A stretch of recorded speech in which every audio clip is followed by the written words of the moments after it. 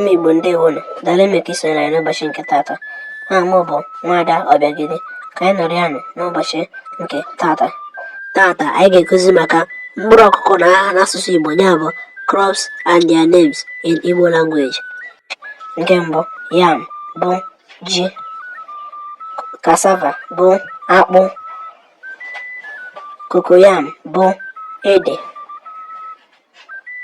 potato bụ ji nwa nnụnụ, mushroom bụ ero, plantain bụ ojoko, pepper bụ ose, maize bụ ọka, okra bụ ọkwụrụ, breadfruit bụ ụkwa, black beans bụ akịdị, beans bụ agwa.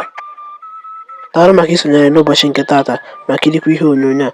Maka ajụjụ ma ọ bụ na ị chọrọ ka anyị mere gị ihe onyonyo ọzọ gbasara isiokwu ọzọ, biko deere anyị ya na ngalaba okwu bụ comment section. Ndewonu.